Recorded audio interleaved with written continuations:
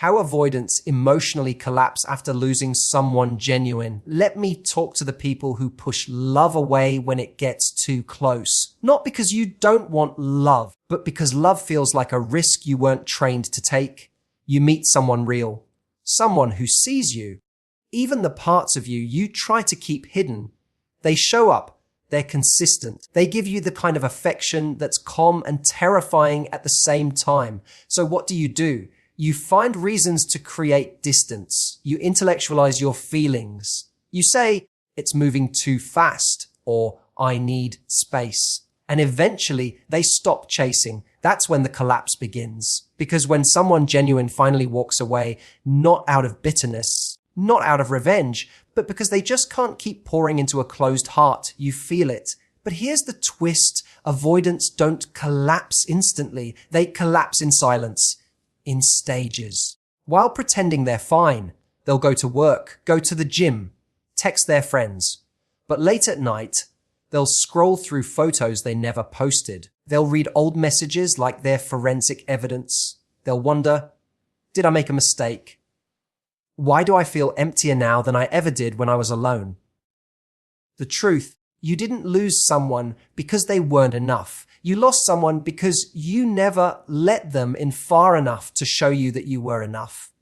And when avoidance finally feels safe again, it's usually when it's too late, because the person who tried to love them got tired of knocking on a locked door. So, to the avoidant who just lost someone real, stop convincing yourself that they were too much. Start asking why real love made you want to run, because emotional collapse isn't a punishment, it's a wake-up call. The collapse is the cost of ignoring your heart until it's too loud to silence. And if you're brave enough to face it, you don't just heal, you grow. You love better next time, and maybe, just maybe, you learn to stop running from what you actually want. Avoidants often get misunderstood as people who don't want love, but that couldn't be further from the truth. They do want love. In fact, they often crave it deeply, sometimes even more than the average person. But for avoidants, love is not simply about attraction or connection. Love feels risky. It feels unsafe. And that's not because the other person is unsafe, but because real closeness threatens the emotional defense system they've spent years, maybe decades, building. At the core of avoidant behavior is self-protection. Somewhere along the way, they learned that letting people too close meant getting hurt, losing control, or feeling engulfed. Maybe they were emotionally neglected, criticized for being sensitive, or shamed for expressing their needs. Over time, this creates a blueprint. If I don't rely on anyone, I can't be disappointed. If I keep space between us, I can stay in control. So when someone genuine comes along, someone who offers stability, affection, and emotional availability, it doesn't feel comforting. It feels suspicious, too much, too intense. Avoidants don't push people away because they're cold-hearted. They do it because closeness feels unfamiliar. It stirs up anxiety. It puts pressure on parts of them they've never had to use emotional openness, vulnerability, trust. When someone asks, how are you really doing? It's not just a question. It's an intrusion into a space they've spent years guarding. That's why many avoidants find themselves feeling irritated, overwhelmed, or even bored when things are going too well. It's not that they don't care. It's that caring comes with responsibility, emotional exposure, and a fear of not being enough. Instead of leaning in, they retreat, not always in dramatic ways. Often, it's subtle, pulling back affection, overemphasizing independence, questioning the relationship without clear reasons. They'll tell themselves stories like, this is moving too fast, or I just need to focus on myself. They may even believe these things in the moment. But what's really happening is emotional self-preservation. What makes this dynamic more painful is that avoidants often sabotage the very thing they want most. They want to be seen, known, and loved, but only to the extent that it doesn't compromise their sense of safety. So the moment love starts to challenge their emotional walls, the instinct is to reinforce those walls even if it means pushing away someone who truly cares. And this is where the tragedy lies. They don't always realize what they've done until it's too late. They don't avoid love because they're indifferent. They avoid it because love to them equals vulnerability, and vulnerability has never felt safe. So even when they find someone who's willing to love them gently, who's patient, consistent, and emotionally present, they still find reasons to keep their distance. Because closeness is what they long for, but it's also what they fear the most. When someone genuine finally walks away from an avoidant, the emotional fallout doesn't happen all at once. In fact, it rarely does. At first, avoidants might feel a strange sense of relief. The pressure is gone. The emotional intensity that once felt suffocating is suddenly lifted. They tell themselves it was the right decision, that maybe the other person just wasn't the right fit. That space is what they needed. They move through their routines as if nothing major happened. They convince themselves they're fine because on the surface, it looks like they are. But avoidance is rarely about the present moment. It's about delayed reaction, because the way avoidants experience loss is different. While others may grieve immediately, avoidants suppress. They compartmentalize, they try to stay in control. And in doing so, they unknowingly set themselves up for a slow unraveling. It's not until days, weeks, or even months later, when they stumble across a memory, a photo, a song, that it all begins to crack. That's when it hits the realization that the person they lost wasn't just someone. They were rare, real. The kind of person who saw through the defenses and still chose to stay until staying started to hurt. This delayed collapse is so common in avoidance because their entire emotional system is built around not feeling too much. But no one can suppress indefinitely. Eventually, the truth finds a way through. It might happen when they're alone in bed, suddenly overwhelmed by silence. It might happen when they see the person moving on, happy, no longer waiting. That's when the pain becomes unbearable, not because they didn't care, but because they did. They just didn't show it in time. Avoidants often think they're protecting themselves by staying distant, but what they don't realize is that the emotional bill always comes due. The collapse starts when they can no longer lie to themselves. When they start questioning everything. Did I push away the best thing I ever had? Why couldn't I just be present? Why was I so scared of something real? These questions don't come with answers. They come with regret. And regret is often what finally forces them to feel. What makes this process more brutal is the recognition that the person they lost didn't leave out of weakness. They left out of strength. That person likely gave chance after chance, tried to communicate, tried to love patiently until they couldn't anymore. And avoidants don't just miss the person, they miss the version of themselves that only existed in the safety of that relationship. The version that was softer, braver, a little more open. And once that person is gone, it feels like that part of them disappears too. By the time the avoidant feels the depth of their loss, the window has usually closed. The messages are left unsent. The feelings, once bottled up, now overflow, but with no one left to receive them. And the silence that once brought peace now feels like punishment. Avoidants don't fall apart in obvious ways. You won't see them crying in public or pouring their heart out to friends right after losing someone meaningful. They don't post long emotional captions or reach out with late night confessions.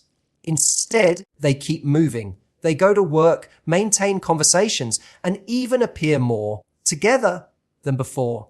To the outside world, it might look like they've already moved on, like the breakup didn't shake them. But this is a carefully crafted illusion, one that helps them avoid confronting the emotional storm that's slowly building inside. Their emotional collapse doesn't happen with a crash. It unfolds quietly in the background, often without anyone noticing. This is because avoidants are masters of compartmentalization. They place painful feelings into boxes, tuck them away, and distract themselves with tasks, goals, or even new relationships. But avoiding pain is not the same as healing from it. The loss of someone genuine, someone who saw them clearly and loved them anyway, creates a wound they're not ready to face. So instead of sitting with the grief, they suppress it.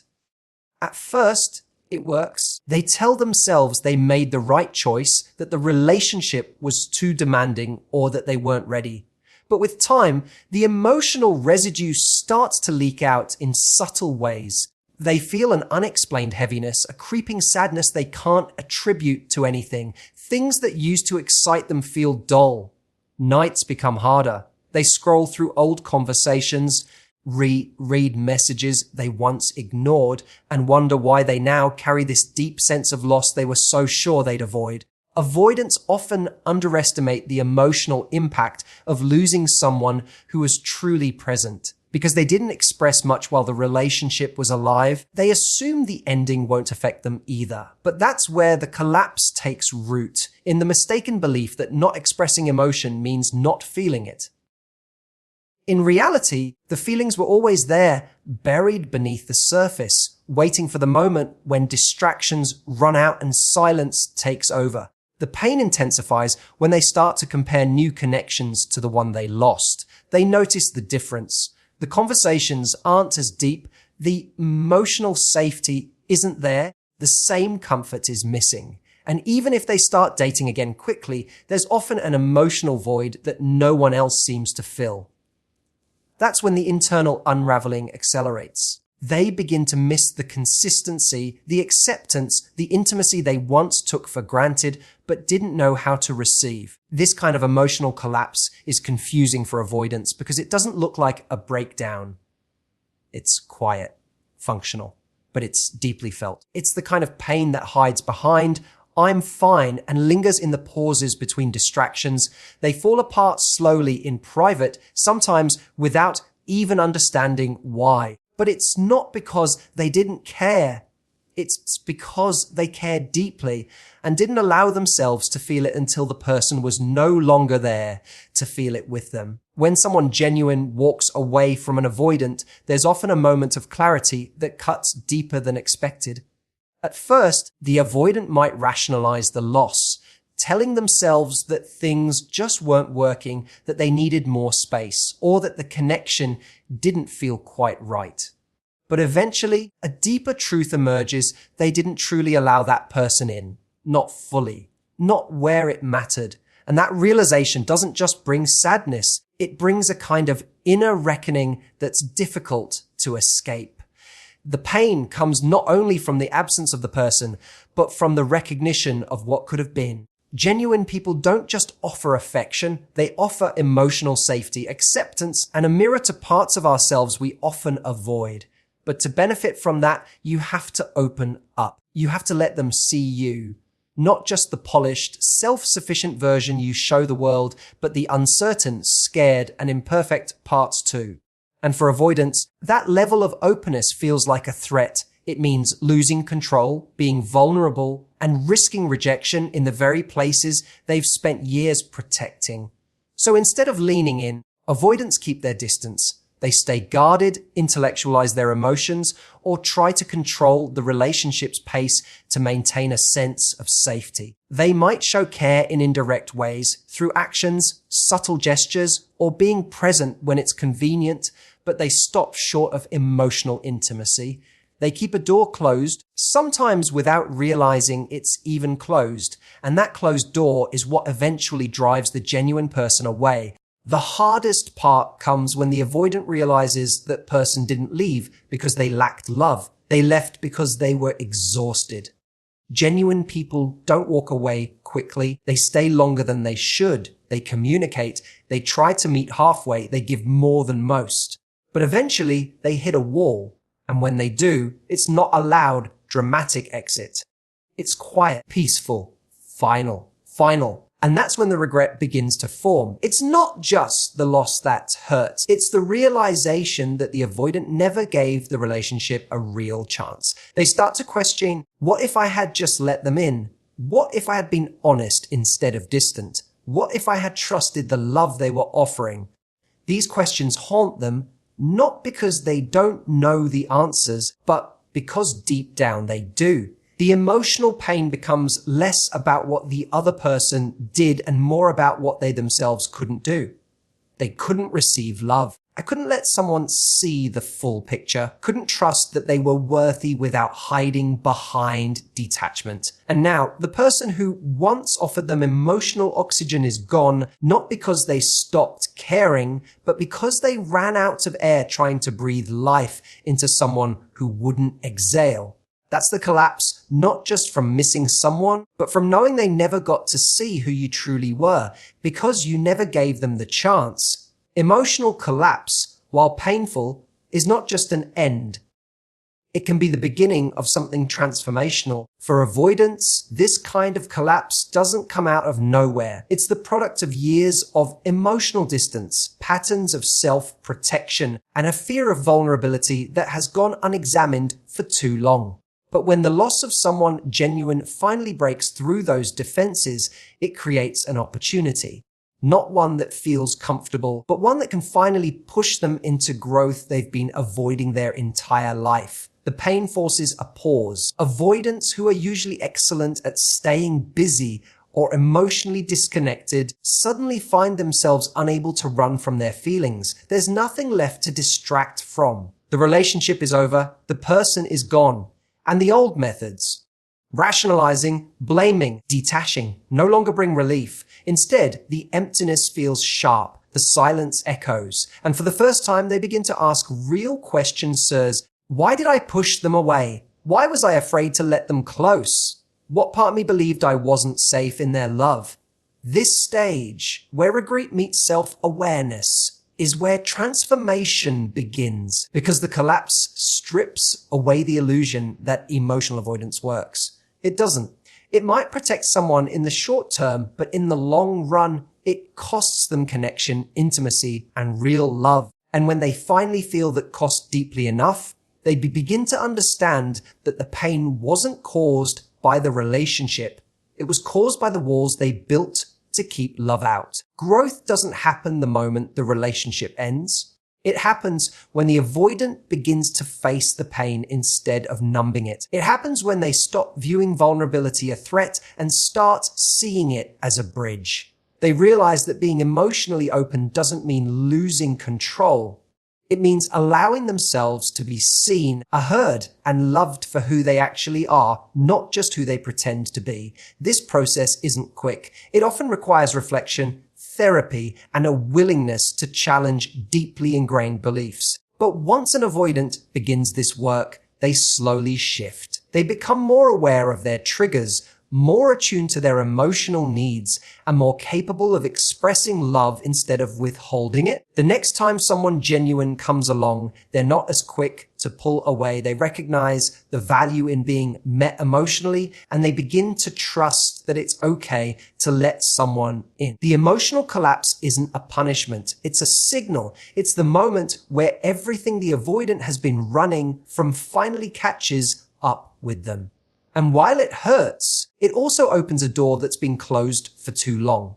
A door to healing, a door to better love, a door to finally becoming the version of themselves that's capable of receiving the kind of connection they lost, but now understand in a way they never did before. So if you're someone who has pushed love away, not because it wasn't right, but because it felt too close, this is your moment to stop running. The emotional collapse you're feeling after losing someone genuine isn't weakness. It's not proof that you're broken. It's proof that you cared. That's something inside you finally woke up to what you couldn't face when they were still there. But don't let this pain go to waste.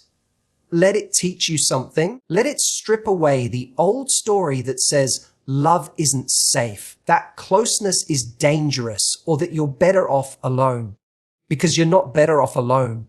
You're just more comfortable there. And there's a massive difference between comfort and happiness. Healing begins the moment you stop blaming the other person and start taking responsibility for what you couldn't give. Not because you're incapable, but because you were afraid. And the next time someone genuine comes along, you'll know. You'll feel that fear rise up again. But this time, you'll recognize it. And hopefully you'll choose to stay. To open, to love, because losing someone genuine might shake you, but growing into someone who can keep that kind of love, that's what heals you. Thank you for listening. Truly. If this spoke to something real in you, sit with it. Don't run. You're not alone in this, and you're not beyond change. Take care of yourself. And when you're ready, show up for love, for connection, and most importantly, for yourself. Thank you.